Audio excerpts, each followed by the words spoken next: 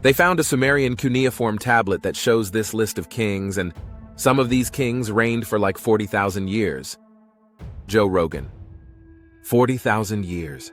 A single reign that outlived every empire we know. And then a flood. The words sound impossible, even absurd, yet they're inscribed in clay. Cuneiform wedges pressed by human hands nearly 5,000 years ago. A record known as the Sumerian King List. It reads like history until suddenly it doesn't.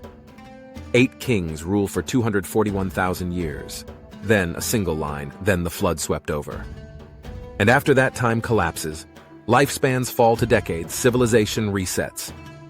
So the question emerges, whispered through millennia. Are we the remnants of something erased? In 2024, new high-resolution scans from the University of Pennsylvania Museum revealed microscopic details on a damaged Sumerian tablet, long thought unreadable. Infrared imaging brought back the missing wedge marks, restoring names and numbers that had faded over millennia. Among them, a reign once listed as 36,000 years, confirmed by digital reconstruction. No modern interpolation, no mythic embellishment, just the raw text. Archaeologists have always known of the Sumerian King List. Over 15 versions survive, copied across 1,000 years. Each tells the same story. Kingship descends from heaven, cities rise, dynasties fall, and then a flood divides the world in two. Before the flood, the kings ruled for tens of thousands of years. After, they ruled for 50, a clean fracture in time. To the ancient Sumerians, this was not fantasy, it was chronology. So what do these numbers mean? Scholars have argued that the vast reign lengths may encode astronomical cycles, multiples of the Sumerian base 60 system, or dynastic eras compressed into symbolic figures. Yet another possibility haunts the edges, that the ancients described a reality not meant to be interpreted in human years at all. In mythic language, time stretches with divinity. When the gods were close, time itself was slower. When they withdrew, it accelerated. The collapse of those immense reigns into mere decades could symbolize a shift not just in record-keeping, but in human condition. A shortening of life, of consciousness, of possibility. Was that the meaning of the flood? Across the Near East, flood layers mark the soil like scars. At Shuruppak, the ancient city scholars associate with the biblical Noah, archaeologists found a meter-thick layer of river silt dated roughly 2900 BCE, a local flood, vast enough to erase a civilization's memory. Beneath it, artifacts from a thriving Sumerian town. Above it, new pottery, new scripts, new rulers.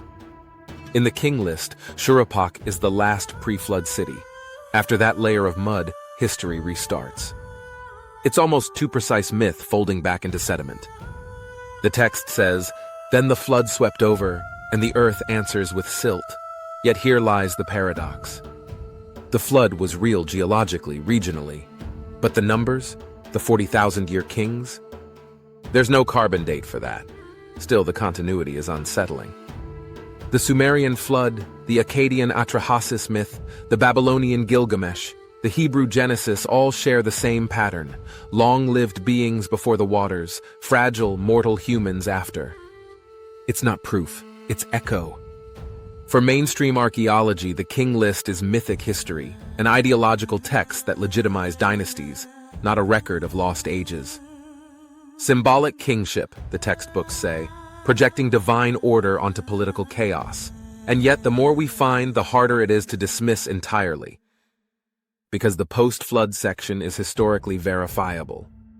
Later rulers Gilgamesh of Uruk and Mebaragesi of Kish appear both in the King List and in excavated inscriptions. That convergence is uncomfortable. It means the same text that lists a king ruling 40,000 years also correctly lists rulers known from archaeology. Myth and history share a tablet, and the line between them is the flood.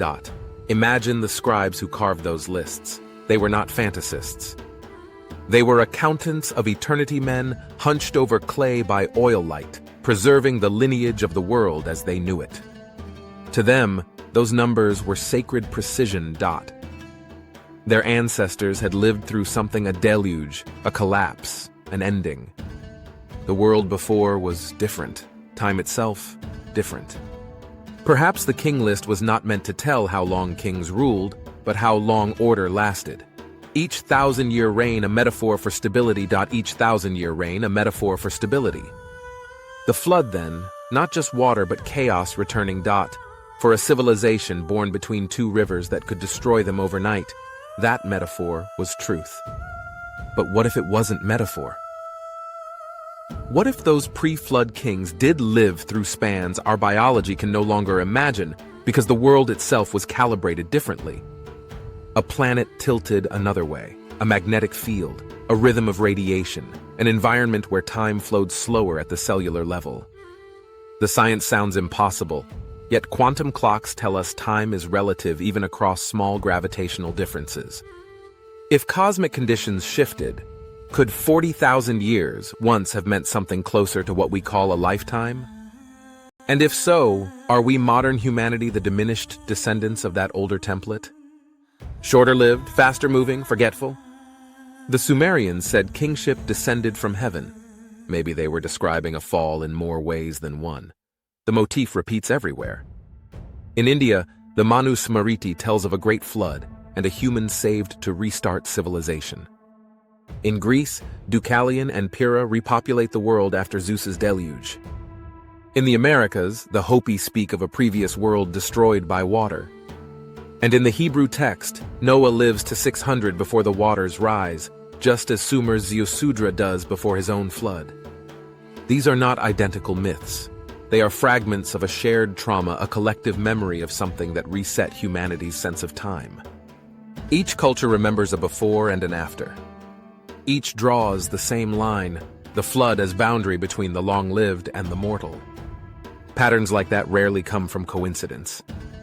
They come from experience repeated, retold, sanctified until myth becomes the only language left. Science asks for evidence, and rightly so. The Sumerian King List gives only narrative, yet even modern science has its blind spots. Around 12,800 years ago, something abrupt struck the planet, a sudden temperature drop, meltwater surge, mass extinctions at the end of the Pleistocene. We call it the Younger Dryas. To the survivors, it would have looked exactly like a world-ending flood. Civilizations rise, fall, and forget. But myths remember in metaphor what science rediscovers in data. So maybe the ancients were not wrong, just speaking a different dialect of truth. Joe Rogan asked, if the Great Flood is true, let's imagine there was a spectacular civilization. In ancient Egypt, they have technology far beyond anything we've achieved today. How old are those things? Archaeology dates the Great Pyramid to 2600 BCE, yet its precision to within millimeters still unsettles modern engineers. Some blocks weigh 80 tons. The joints fit so tightly a razor blade cannot slip between them. To the Egyptians, those monuments were not experiments in architecture. They were resurrection machines, stone equations binding earth to sky. If a cataclysm had once reset humanity, perhaps these structures were built to resist the next one. Not technology beyond ours, but faith made geometric, a way to outlast the floodline. Because stone remembers what flesh forgets. The story of long-lived kings and the flood that ended them may not describe literal immortals, but something subtler, a memory of a human world that measured time differently. In that older world, continuity mattered more than speed. Dynasties spanned millennia because identity was collective. After the flood, after loss, life became shorter, but individuality was born. Mortality forced meaning. Maybe that's the real transition the King List records, from divine timelessness to human history. From mythic ages to measurable time, from eternity to memory. 40,000 years, a number carved in clay, daring us to understand. Between that number and the 50-year kings who followed lies the flood, the silence between worlds. We keep finding new tablets, new flood layers, new ways of mapping myth to matter. And every discovery pulls the same thread. There was a before, it ended. We began. Maybe that's why these stories persist, not to glorify the past, but to remind us how fragile continuity is.